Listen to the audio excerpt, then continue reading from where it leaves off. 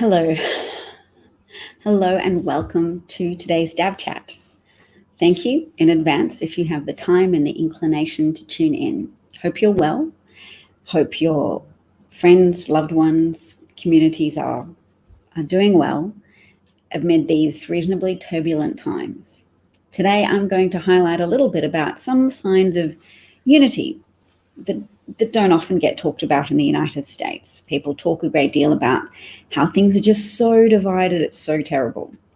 But I'd like to point out that there's a resistance movement and that people are crossing political parties. People are putting aside partisanship, and there are Republicans not only voting for Joe Biden, but who are loudly proclaiming that they are voting for Joe Biden.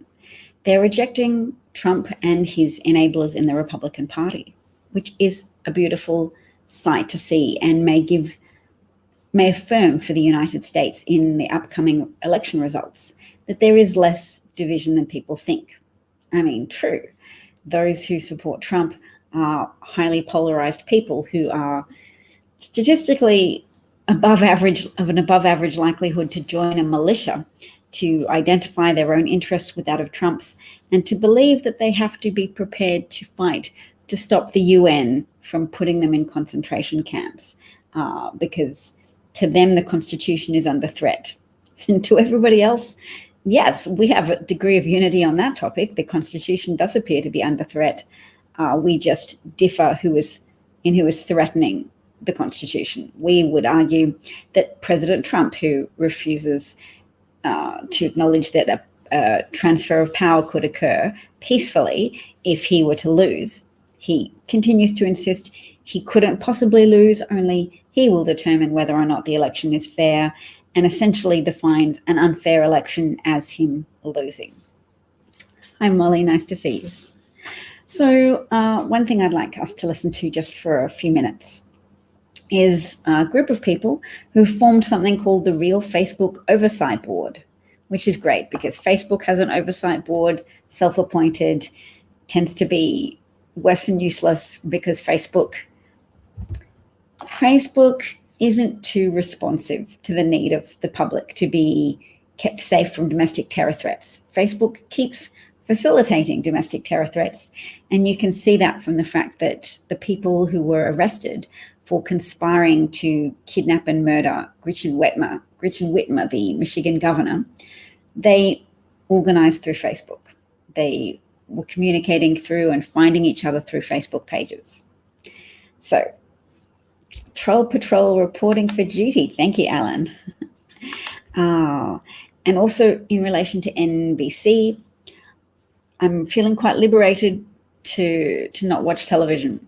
And I don't have access to American television in the main, but I can access a little bit of it online. There's clips from NBC shows on their website. I'm not watching them, and it's part of my unity in protest with Americans who are repulsed by NBC's decision to allow Trump to have a town hall meeting after he rejected the idea of having an online safe debate with Joe Biden. So then Joe Biden had a town hall, but to reward the person who threw the tantrum, who wanted to jeopardize public safety and Joe Biden's safety, who'd already jeopardized Joe Biden's safety by lying about whether or not he'd taken a test recently, a COVID test, and turning up so late for the first debate that there wasn't enough time to administer a fast test there. Well, that's the dude who shouldn't be rewarded with a competing town hall that will potentially bifurcate the audience for a presidential debate. I mean, the reason why people watch these debates is usually to get an idea of whose ideas present better and whose character presents better in a shared stage. So that same dynamic would be at play even if it was a virtual debate, which the debate committee decided was appropriate considering Trump's positive diagnosis. Hey, Paul, nice to see you. So this is me sharing a little bit from the Real Facebook Oversight Board. Our militia groups right now are testing the waters. They are pushing the boundaries. They are mobilizing and preparing. Move. Protesting against police violence.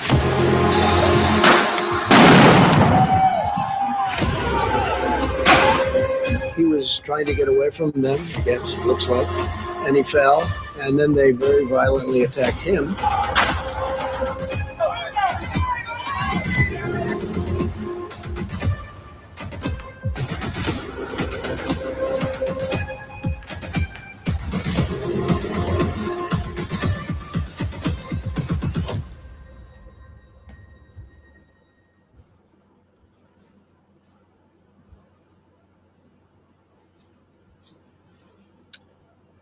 All right, thanks everyone who is tuning in to watch us. We've got a fantastic collection of our Real Facebook Oversight Board Brains Trust members to talk today about the role of Facebook so we're just going to listen to this for a enabling little bit. It's armed militias, particularly in the context of the run-up to the US election, but more broadly as well about the larger implications of this. I'm joined today with Heidi Barrick, who is the co-founder of the Global Project Against Hate and Extremism, Nahid Qureshi, the Deputy Director of Muslim Advocates, Jessica Gonzalez, co-CEO of Free Press, Derek Johnson, CEO and President of the NAACP, and Rashad Robinson, President of Color of Change.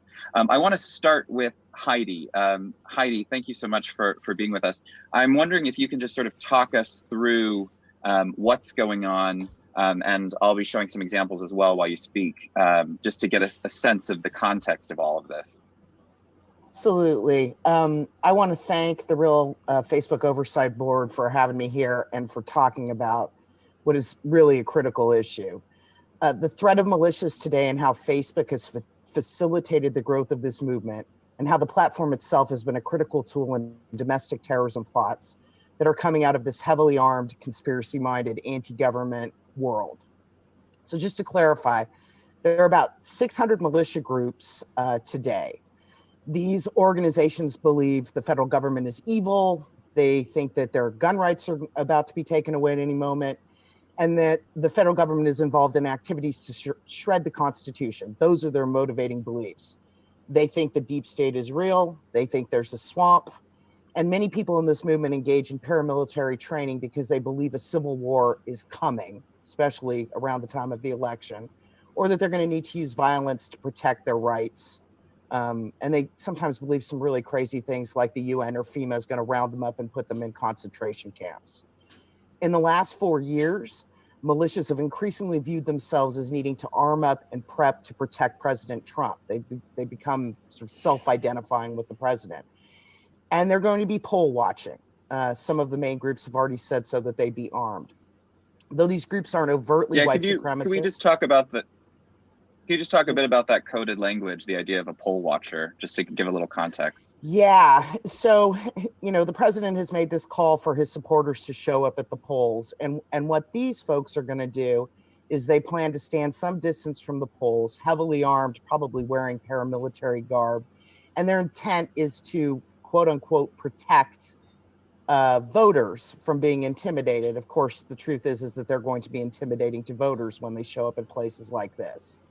And they want to protect voters for their side, which is basically the Trump side. So it's going to be a little scary to have those folks out there.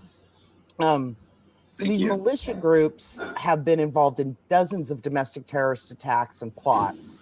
I think most people think of Timothy McVeigh when they think of militias. He was a big militia fan, of course, engaged in the Oklahoma City bombing. But the truth of the matter is that we have had a ton of plots from these folks just recently, most of them organizing off of Facebook. And that's why this is such a problem.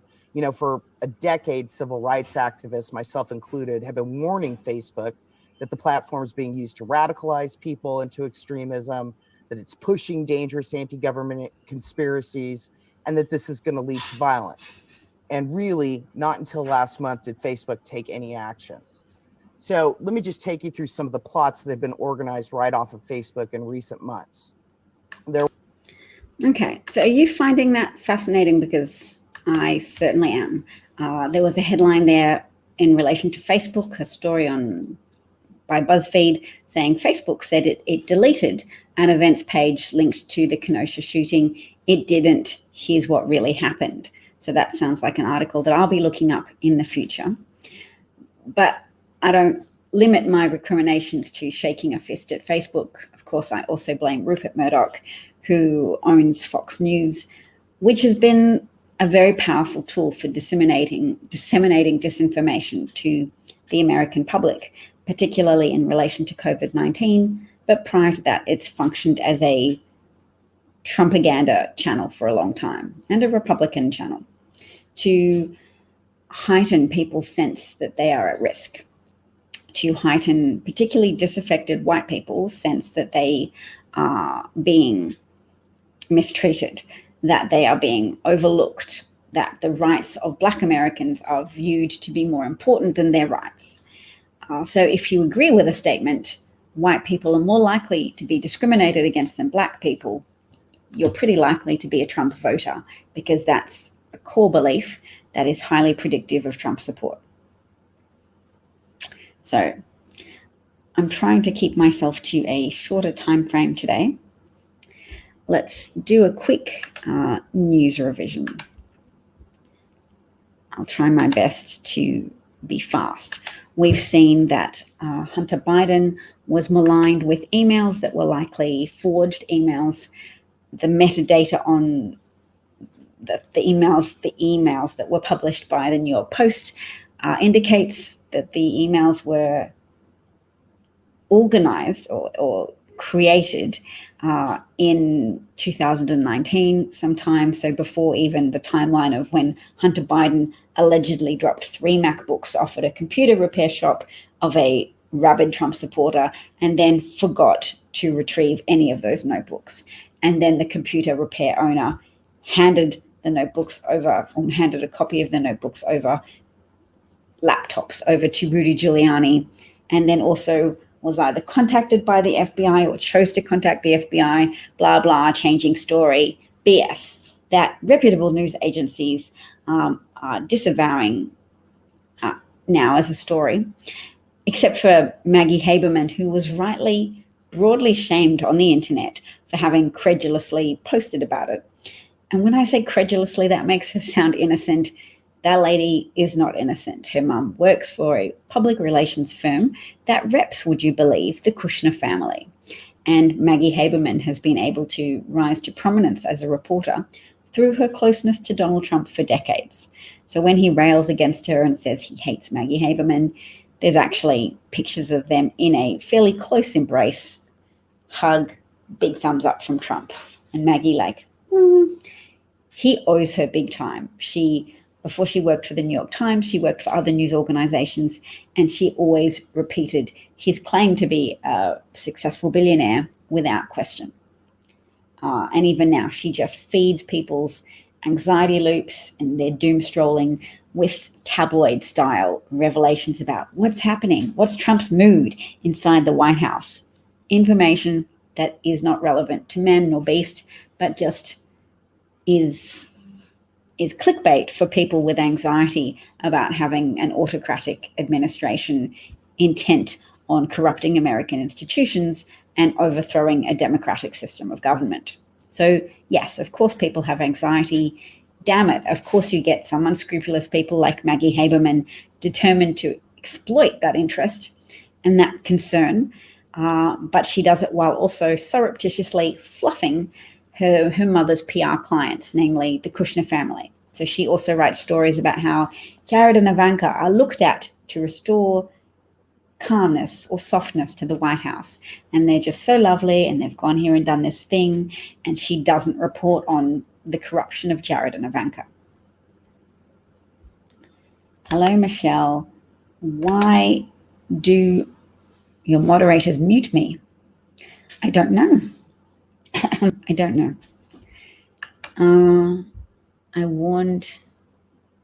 Yes, I did warn you about Facebook a long time ago, and I'm proud to have made one broadcast almost entirely about how to not only deactivate your Facebook account, but to take the additional step of deleting it, because Facebook is bad news, and they used people's susceptibility for a platform that allowed you to contact your relatives, share your holiday snaps, create a surface image of a life that looks great. I was on Facebook around the time of getting engaged many years ago, and I remember being so excited to tell everybody at once that knew me, this is my fiance, we are engaged, we're going to get married. And it was so exciting to be able to share milestones. That was before I realized Facebook had a dark side and was being extremely negligent in relation to policing their platform. They were claiming to be like publishers, but without the responsibility of publishers. And there were massacres in Myanmar. There were massacres in different countries around the world, which were organized through Facebook, and cultural tensions which were heightened through Facebook and through Facebook's failure to remove violence inciting posts. So we know now how important that is. More people's attention is focused on that, and how death and violence occurs when you allow social media companies to just run riot without taking due diligence, without any concern for its users, and allowing dictators around the world to also manipulate people. Facebook had a team embedded with Trump's campaign. Facebook has had teams of employees embedded with a lot of different despots around the world now. I think also Bolsonaro in Brazil. And they do it because Facebook is a very effective tool for despots. It's a very effective tool for social manipulation. I am still married. I'm happily married. I have two beautiful, precocious children who both, for some reason, and who can say why, are convinced that Donald Trump is not a good person. My 5-year-old daughter thinks Donald Trump tried to say that people shouldn't test for coronavirus because then you'd have less coronavirus, but that's not true. So I'm very proud of her logical deduction skills, and I'm very proud of my supportive and accommodating husband also. Thanks for asking that question. I enjoyed answering it. Life after Facebook is more enjoyable. Yes, there are many ways in which you can feel more emotionally centered if you're not constantly having to process everybody else's life successes. You tested negative for COVID, I presume. Could be a sexually transmitted disease, but that's nice. All right, I'm going to share some more things.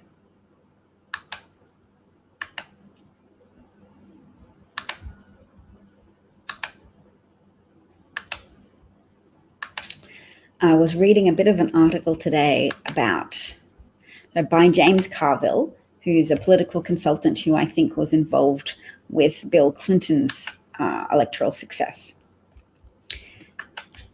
And he was making that point that there's more unity amongst Americans than people might anticipate, and that the election results over the next days and weeks are likely to reflect that America is turning out with a strength of purpose that is rare, and that the results of this election, in terms of the numbers of people voting, may overwhelm all other recorded election results.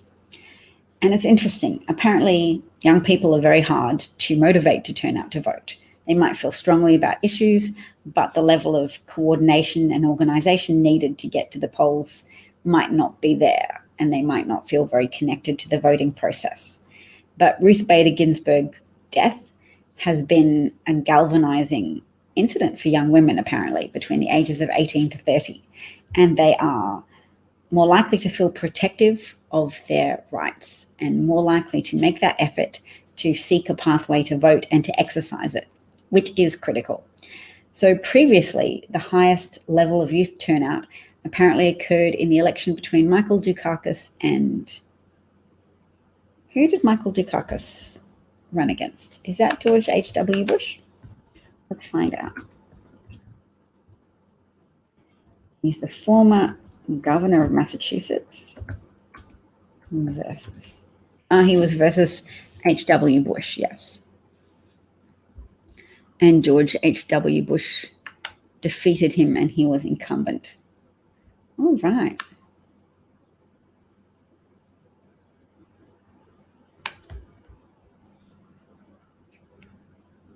After Dukakis's original lead in polls, Bush pulled ahead after the Republican National Convention and extended his lead after a strong performance in the two debates. Well, coincidentally, Trump's performance in the first debate drove people away from him, and resulting in a higher margin of lead for Joe Biden. Joe Biden's doing quite well, and I know that's probably a hard sentence for people to hear because it's very triggering of 2016 when there was a high degree of overconfidence that America would somehow elect a female president. And there was under-recognition of the fact that America was under attack from an adversarial foreign nation, namely Russia, with sophisticated psychological warfare techniques through social media channels, and that was $1 million team effort on their part, as well as supplementary efforts from Saudi Arabia and Israel, all of whom were keen to have a candidate that they had their hooks in the Oval Office behind the Resolute desk. But that there was another very critical factor, which is America is not as forward-minded as people think.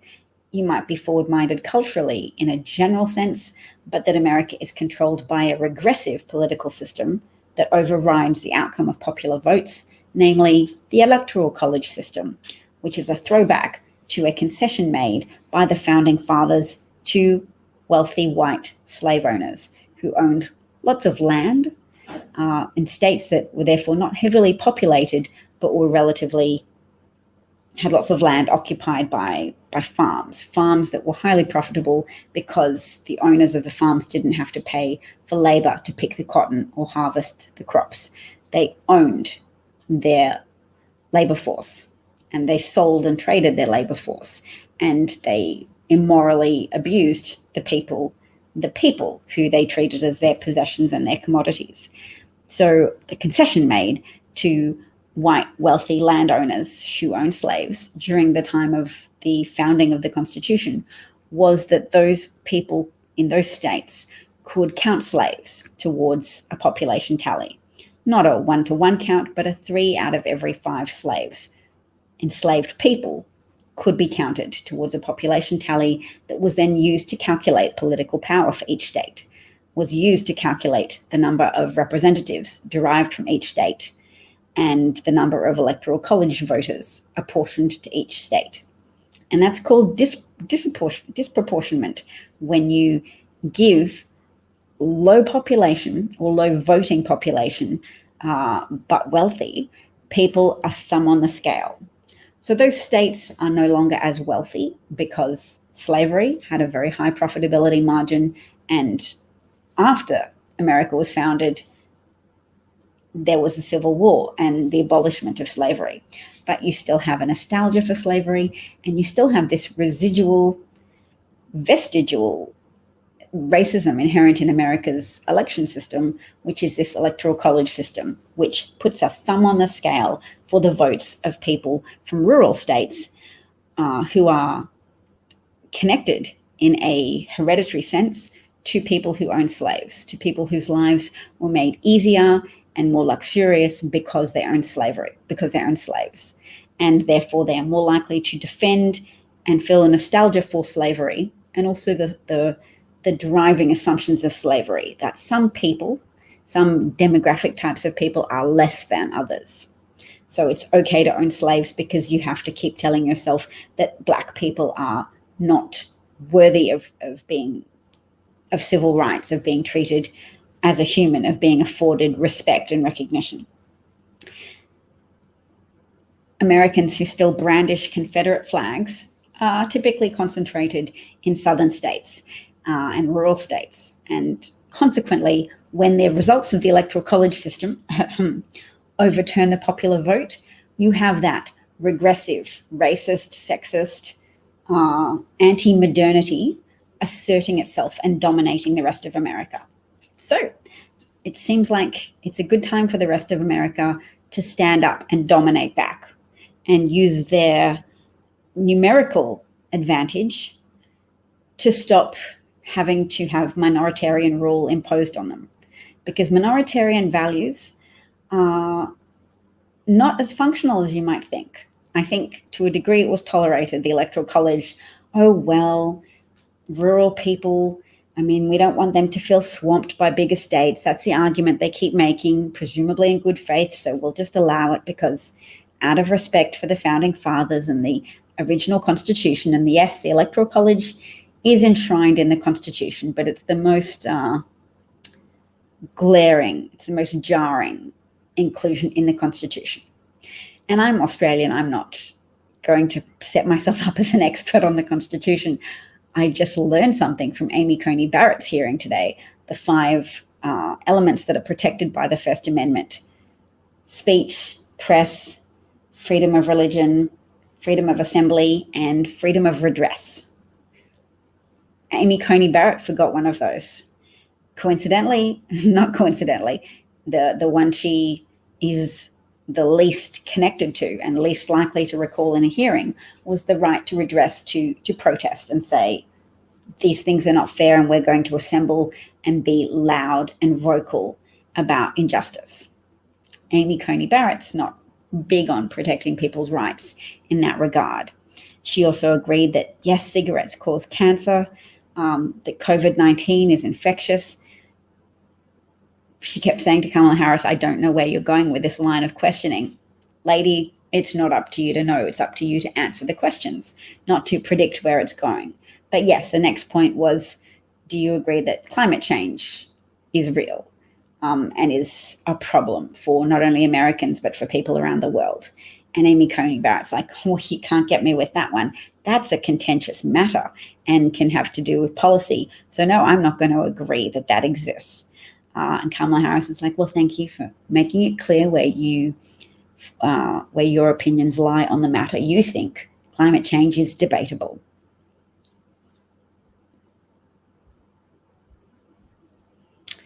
See, when you say things like that, I can understand why my moderators might mute you, because it's frivolous.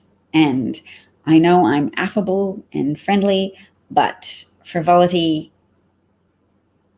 and making fun of me for being Australian doesn't really have a place here.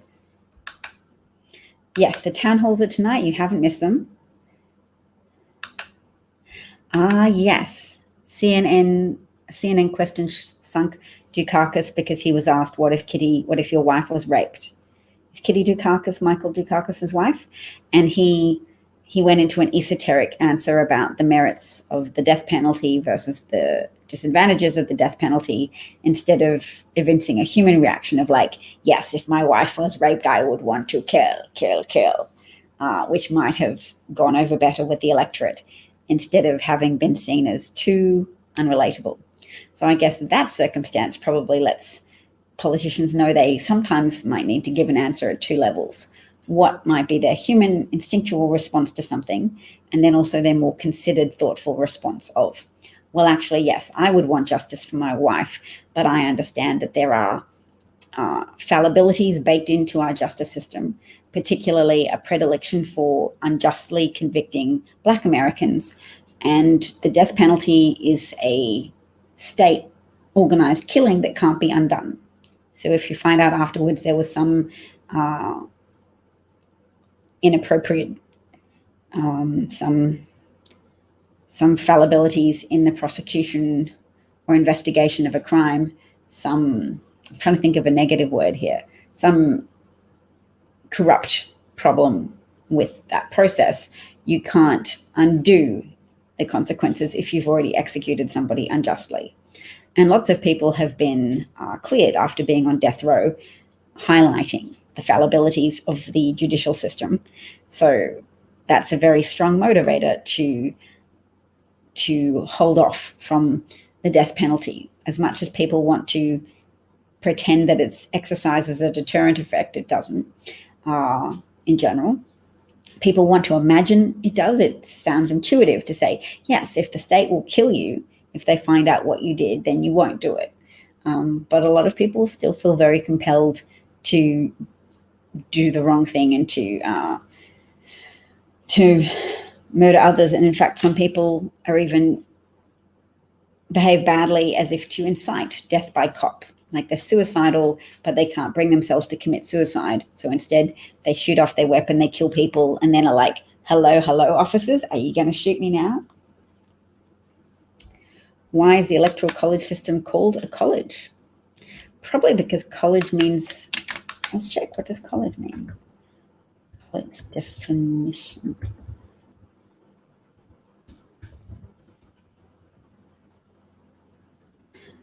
It means an organized group of professional people with particular aims, duties, and privileges. So the Electoral College is a collection of voters who have been appointed, as if it's a profession, to select a president. All right. This leads me quickly to my next topic, which is the census. If you know anybody who hasn't completed the census, or you have any following of note on social media, or even if you don't, please let people know it's the last day to complete the census. The Trump administration has probably illegally messed it up on purpose. They've been taken to court, and then the Supreme Court has allowed a stay on it. They brought it to a close earlier than it was scheduled to be brought to a close. I mean, today's the last day. It should be later on. Because the thing is, the Republicans are messing it up on purpose. For every person that completes the census, that allows for thousands of dollars of federal money to go to communities, money to support garbage collection, public schools, infrastructure maintenance, because it determines the calculations about how much traffic is on the road, how many children are likely to attend a school, how many hospital beds the local hospital requires, how much garbage there's likely to be needed, how many employees you need to roster on to collect garbage.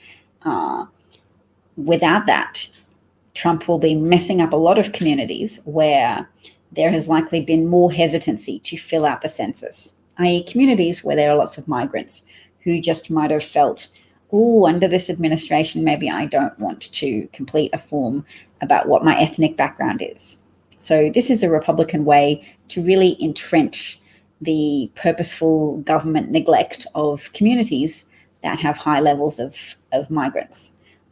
So this is a way to run down immigrant-heavy communities in the United States, and a way to stoke division and just increase substandard government services for the people. Highway construction, food stamps, rural education, and Medicare. The census data is used to determine who gets what slice of each pie. If you miss 10,000 people, they are gone for the decade. And an inaccurate census count could affect $1.5 trillion in federal funding.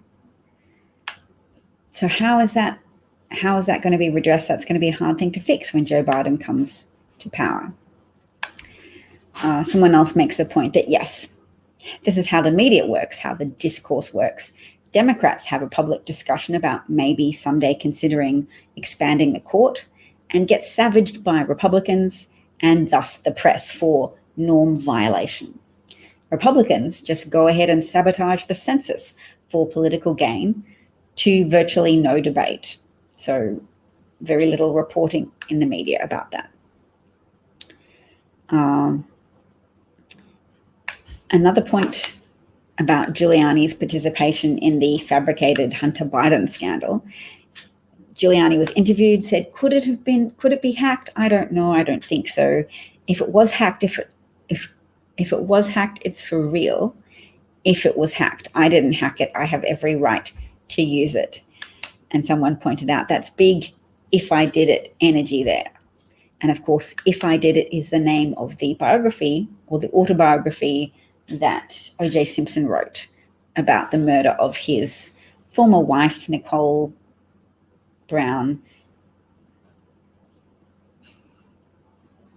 Simpson, and her partner, Ron Brown. They were both murdered. O.J. fairly evidently did it and wrote a confessorial book to that effect.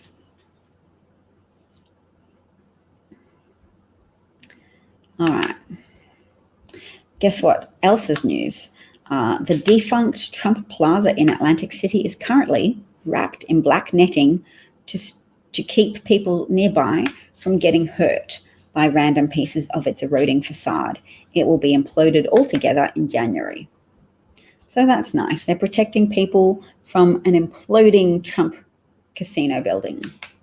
And right now, the American people are trying to act to protect each other from the imploding Trump presidency.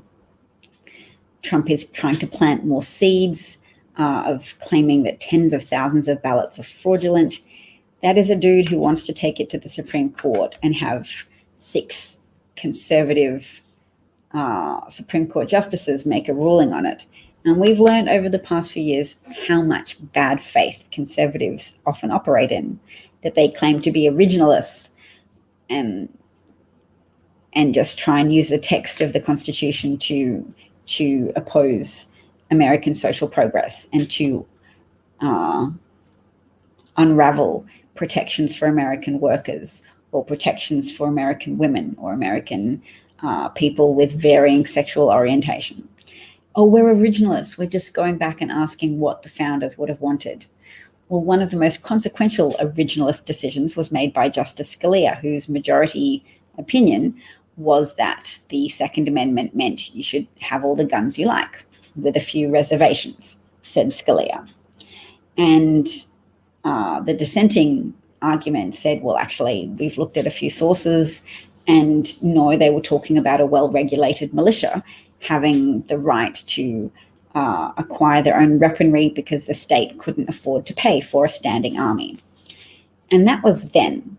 Since that time and since the advent of the internet, people have collected a lot more resources of language use from around that time. So contemporaneous language use around the time of the writing of the Constitution. And they've found, using linguistic analysis, that yes, the right to bear arms by a well-regulated militia meant the argument that didn't succeed in that particular Supreme Court decision, Heller, I think it was. So no, people, the gun lobbyists front, that is the NRA, shouldn't have had a victory there of getting to say, yes, proliferation of guns. That decision was a travesty that has been responsible for the proliferation of weaponry, resulting in the death of millions of Americans, because humans are emotional creatures, and in moments of stress, when armed with a lethal weapon that is relatively underregulated, are more likely to harm each other. And it's harder to take weapons away from abusive domestic partners. It's harder to tell people not to have semi-automatic weaponry because of that Supreme Court decision, and because of conservatives being whipped up into a fervor over the idea that it's their absolute right and it's enshrined in the Bible and God told them and the Supreme Court told them that nobody can mess with their cache of guns. You don't like to see Trump there. I will scroll on past Trump. Democrats, in a nice move, have denied Republicans the quorum that they need in the Judiciary Committee. But as we already knew, Republicans don't care. They just gavel through that. Senator Lindsey Graham, the chair of the the Senate Judiciary Committee, just said, that's okay, new rule, we don't need a quorum to proceed with this nomination. So that's the big success of their moment, is trying to have Amy Coney Barrett confirmed, and there appears to be nothing that the Democrats can do. They can make gestures. But the good thing is, once Joe Biden is president, if there's a significant Democratic majority in the Senate, there might be at least some procedural grounds to challenge her appointment, i.e. Republicans overturned the need to have a quorum. The Republicans disrespected long-established precedent and policies. So the only thing that could have stopped Amy Coney Barrett's nomination, as far as I understood it, would be for Lindsey Graham to have come down with a severe case of COVID-19, which doesn't appear to be happening at the moment. So that bodes poorly for the Affordable Care Act, because the Supreme Court's due to hear that case on November the 10th. And Amy Coney Barrett certainly will do everything that her white Republican masters would have her do. She is likely to participate in a decision rendering the ACA, the Affordable Care Act, unconstitutional, stripping access to medical insurance from 23 million Americans as a starting point, and potentially millions more. She is likely to participate in decisions that challenge gay marriage, or at least wind back gay marriage, perhaps let states decide if they want gay marriage to be valid or not. Wind back women's ability to seek redress for being discriminated against.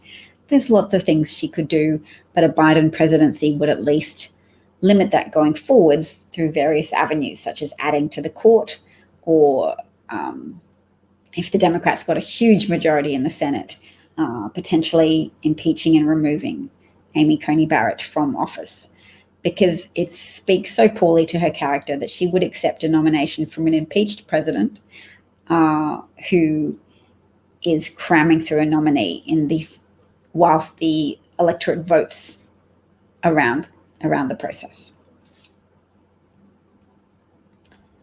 So yes, someone made the point that a quorum is fundamental to the process of a Supreme Court nominee. Not having one, but proceeding anyway, could be seen as grounds for reversing the appointment through impeachment and removal, and then redoing the process correctly when the Dems take back the Senate in January. So that might be a pipe dream, but something cheerful to imagine. And certainly I would direct all of your attention to the strong turnout figures. Oh, I really better go. My voice is running out. Thank you so much for listening today. Yes, well, of course, Trump is trying to suppress voting. And I think the consensus on that at the moment is that it impacts turnout in a positive way. That when people feel that there are efforts to suppress their vote, it increases their determination to vote. The California Republican Party has been putting up fake official ballot boxes. They've been issued a cease and desist letter, and they have refused to stop doing it. So it would appear that they are trying to provide grounds to challenge the election results, perhaps by cheating, so that later on Trump can claim, cheating happened, there were fake ballot boxes. And it's like, yes, your Republican Party put up fake ballot boxes, possibly under your instruction, who knows? It's pretty unconscionable. But we're not just here to complain about unconscionable things, because we'd be here all day. We're here to build resolve and celebrate the cooperative efforts that people are making to share information with each other, to commit to taking action by donating to political candidates, volunteering to phone bank or text for political candidates. We're here to do so much more than complain or gnash our teeth. So the final thing I'll do before I go today then is to share a little bit of an article by James Carville called A Crusade for Something Noble. Americans are coming together to save our republic right now, and it means something. So this was published on October the 15th. Dwight Eisenhower wrote a memoir called Crusade in Europe. He did not call his book War in Europe because beyond the bayonets, bloodshed, and carnage, Eisenhower declared to America that what they had just done, the stand they took together against evil, despite any internal divisions, was something more elegant and profound than could be carried by the word war. It was noble. I know that it's difficult for so many of us to feel hope in this moment, which seems so incomprehensibly dark. We are a nation deeply wounded from a liberated virus. We're struggling with systemic racism, and we've endured lashing mental abuse time and time again from the President of the United States. But it is not a darker moment than what Ike saw when he looked across the English Channel on June the 6th, 1944, at the continent of Europe dominated by the Nazis.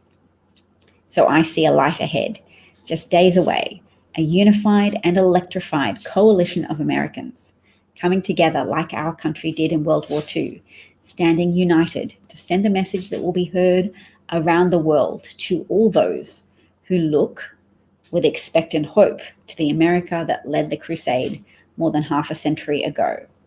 That America has not succumbed to a demagogue and would-be autocrat, that we have overcome, and that Donald J. Trump is not who we are.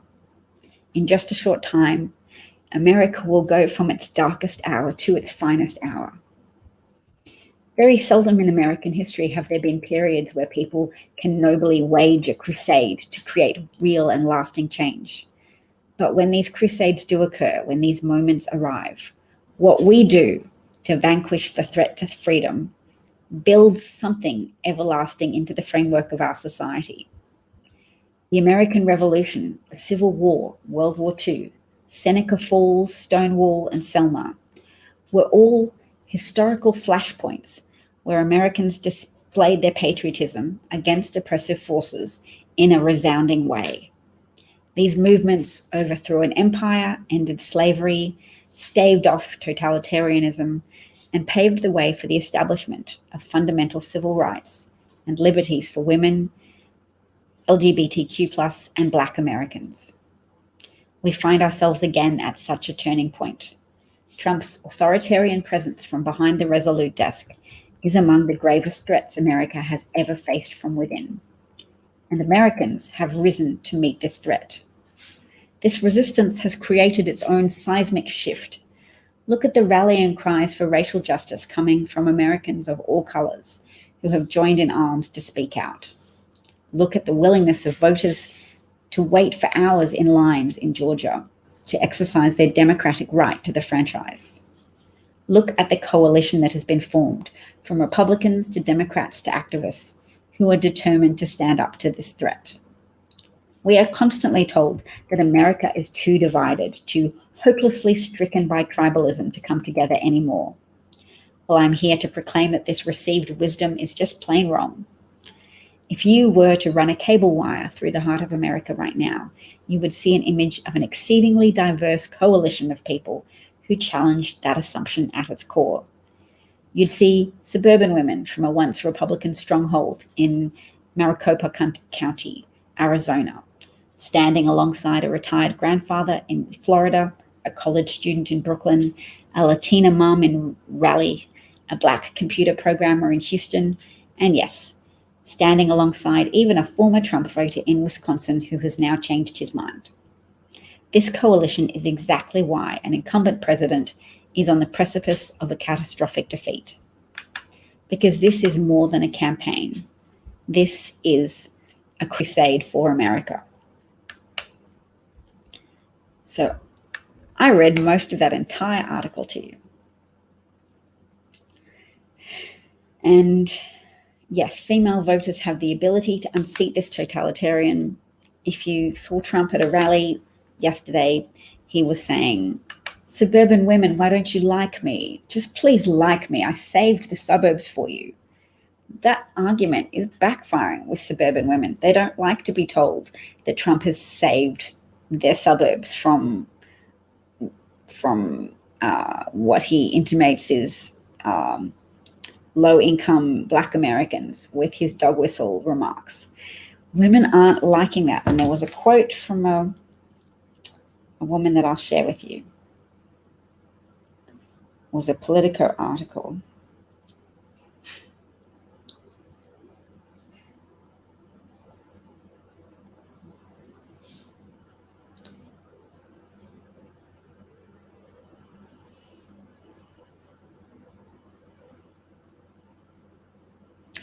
Also, Trump's strategy of ignoring the pandemic so that cases surge in battleground states in late October seems to be working out.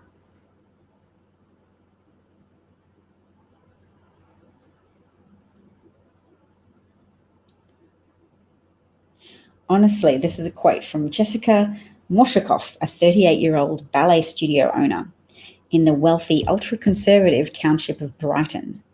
She said, "Honestly, all the mums I know, we are really nervous about our kids, what kind of future they're going to have. He's just so angry all the time. I really believe that he brings out the worst in people, the worst in situations." It's this sentiment from this voting demographic, especially that's echoing all across Michigan, especially in its rich white suburbs. Even voters who describe themselves as single-issue, pro-life Republicans, such as Karen Kudla, said they've given up on Trump. I cannot, in good conscience, vote to keep this man in the White House. So that's your heartening bit of commentary for the day. Women have your back.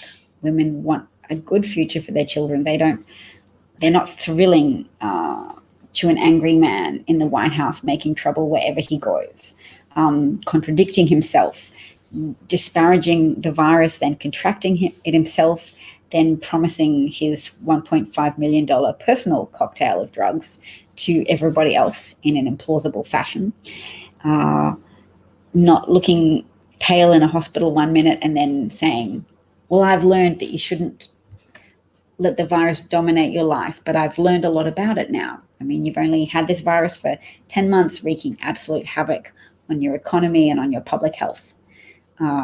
He's learned something about it now, having personally contracted it. Everything he says and does is always self-aggrandizing, is always boasting. Men might fall for it because you have to feel very persecuted as a person to be able to suspend your critical faculties to that extent, to overlook the harm caused by Trump to the United States.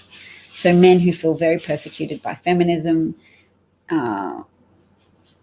men who feel very concerned about communists coming over and taking money from them to redistribute it equally.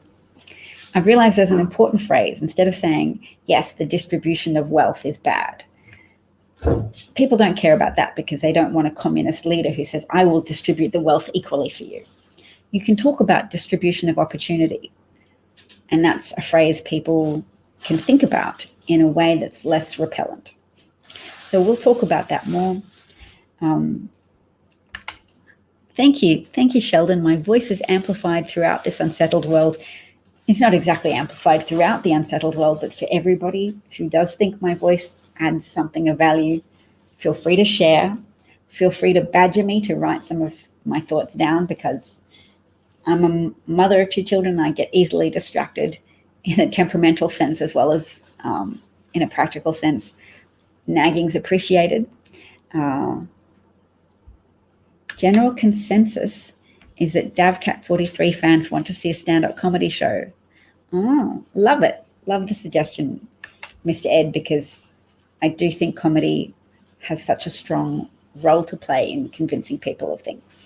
So maybe once I've relaxed a little bit more, if Biden's inaugurated in January and people are a little bit chill and there hasn't been some mass outbreak of civil unrest of pro-Trump militias, maybe then I will feel comfortable to try comedy or get involved behind the scenes in politics in the United States, because I might be turning up in your country, depending on how things go in early 2021.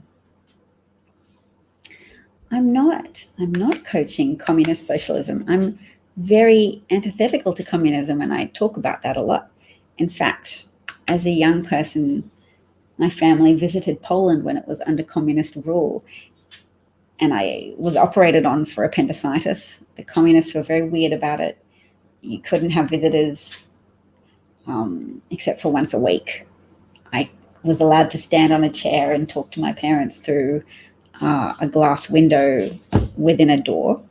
And my parents ultimately bribed doctors and nurses with lemons and coffee and chocolate to get to see me more often than that. They were then allowed to go through the garden of the hospital, and I was told to go sit on a balcony and they could see me that way. When we ended up in England as part of the next part of our travels, after leaving communist Poland, the English doctor looked at my scar and said, "What butcher did that to you?" So I personally have some very vivid bodily reminders of the dysfunctionality of communism as a political system. Sunshine wants to Help me with my comedy routine. Thank you. Trump's ratings are swirling down his golden toilet. Let's see this through to the end. That's nice. This person needs a blocking, dear moderators, a good hard blocking. ABS fan thinks that TikTok is a great forum for comedy and a big audience. Thank you. Your profile picture, is it of an entertainer that you like, or is that a profile picture of you? Thank you, Mr. Ed. Have a good night. Sometimes I do tell you to be positive. What was contradictory about that today? Or are you just saying that it's good to hear that I don't advocate communism? I was minutes ago suggesting that people need to use the phrase distribution of opportunity rather than distribution of wealth to highlight how various demographics have been denied opportunity. And when government policies, systemic racism in legislative bodies wrote legislation that redlined districts where predominantly the population was Black American, those people could not get a loan, not because of their personal circumstances, but because they lived in a district where legislators knew that there were majority Black residents, and that racism led to a denial of opportunity. And that denial of opportunity has meant that Black Americans have been denied the opportunity to acquire wealth that can be intergenerationally inherited. Wealth, owning property is the main pathway to wealth acquisition for all Americans. It's the main pathway because property appreciates in value over time. People pay off their government-backed mortgages, but also just their non-government-backed mortgages. And white families have built up wealth and Black families have been denied that opportunity. Just as returning Black veterans from World War II were denied the opportunity to get loans or college educations.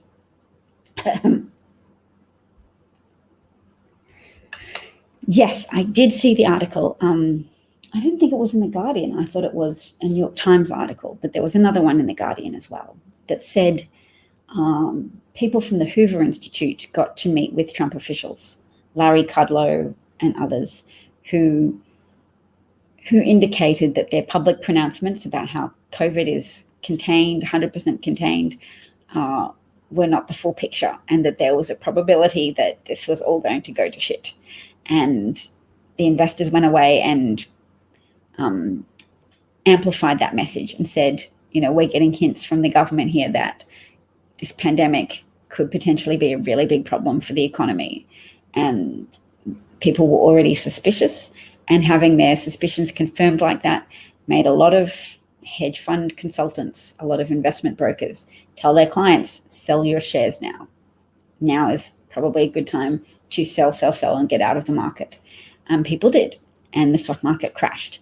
And so wealthy people with a connection to the Trump administration were more likely to be able to preserve their wealth at the expense of other people who had less inside information from the Trump administration confirming that stuff was not as good as they were telling the public.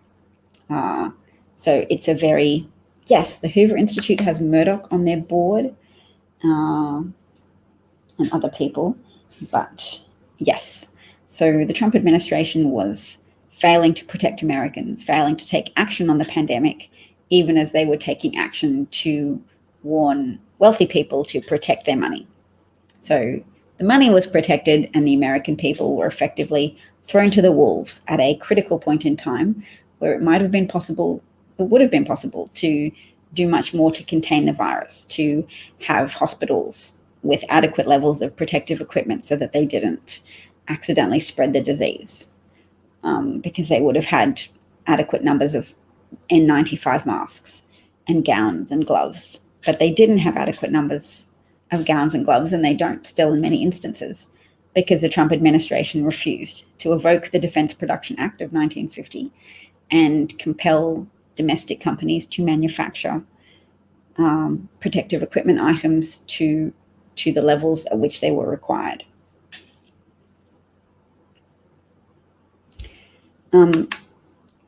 Vegas odds know what is super evident, that Biden has sustained a considerable lead against Trump, between 5 and 9 points, for a year, literally a year. So that's what they know. Biden is a candidate that is very favored by the electorate, and that Trump is a historically unpopular president.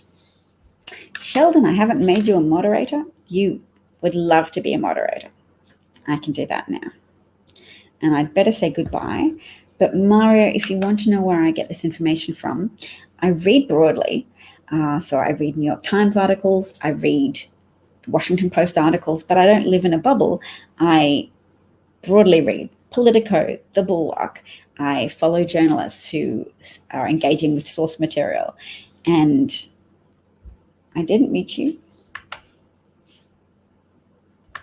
New York Times said the Republicans have a strong ground game registering younger voters.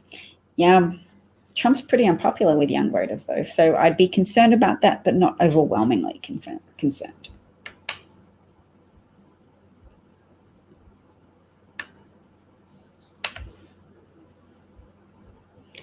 Did you mute Bob accidentally yesterday? Did you say sorry to him?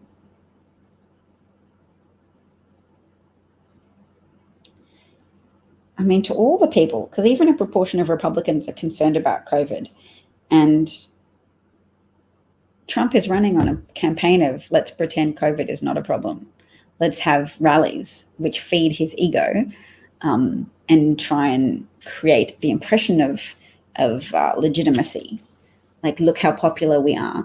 It's like, yeah, look how popular we are with crazy people who don't believe in this very real pandemic that's killed a lot of people.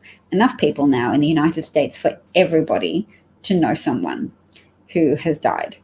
I think if you assume people are at least acquainted with 600 people, then I think you only had to get to 160,000 deaths before it would be likely that everyone knew someone through social media personally who had died.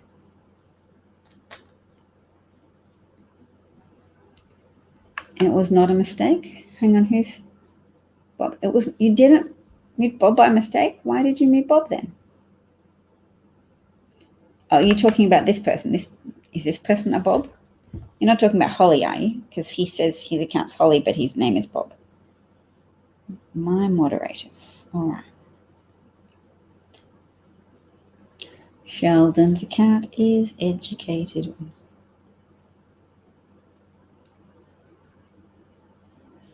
No, first I have to follow you.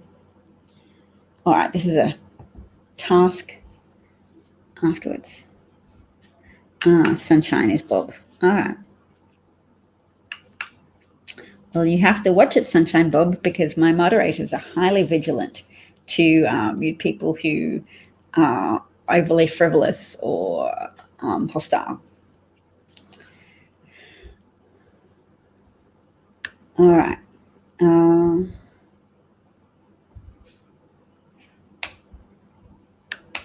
Mathematically,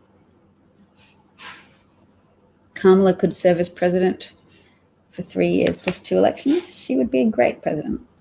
Yes, redlining was 50 years ago, but it's persisted. And of course, the effects persist as well, because when you don't have relatives who own property, that's not a disadvantage that evaporates over time. It's a disadvantage that's compounded over time. If the white families have homes that they bought 50 years ago and those homes continue to increase in value, and people can draw on their, can take out a second mortgage and provide financial cushions to family members, that is a compounding disadvantage. It's very key. So yes, racist people discount evidence of that nature. And COVID is not contained as well. So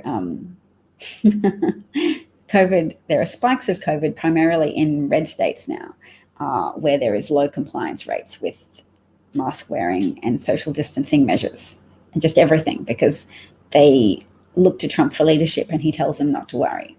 Even when he contracts coronavirus, he comes back and tells them not to worry. Even when he received millions of dollars worth of round-the-clock medical care that other people will not get in a million years, he extrapolated from his experience to say, don't you worry, you stick to my campaign plank that says, ignore COVID. COVID's not real. I'm real. Everything I say is real. Don't believe what you see or hear in the media, fake news. I am the source of all information. I am also the source of all goodness. You won't ever achieve anything good without me. Everything will crash without me, blah, blah, blah.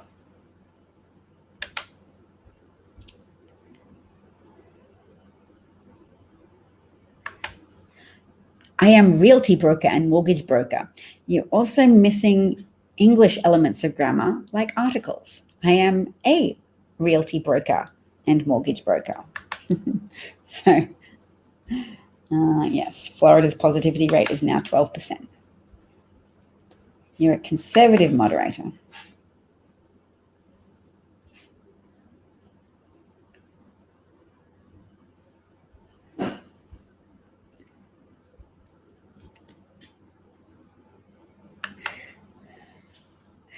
If you are a broker, why don't you know how to write your appropriately? Why are you evincing symptoms of grammatical usage associated with someone with a relatively poor quality education, and ignoring my good points about the compounding nature of redlining discriminations? All right, I've got my job to try and make Sheldon be a moderator for next time.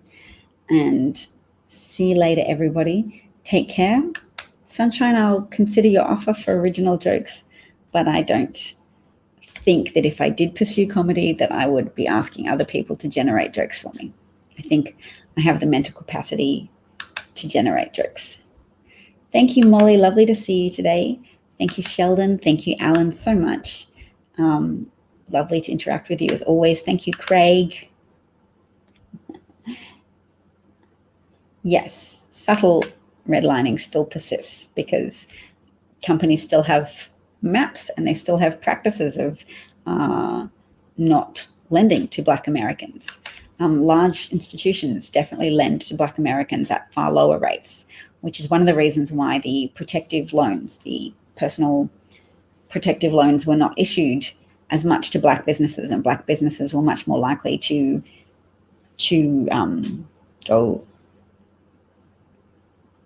be rendered defunct by COVID, the COVID crisis, because they had loans through smaller institutions. And the way the Republicans organized those stimulus loans was through big banking institutions, and therefore administered to clients of big banking institutions that have a habit of discriminatory practices and failing to lend to Black business owners. Thanks, ABS fan. Thanks, Hammerstrand.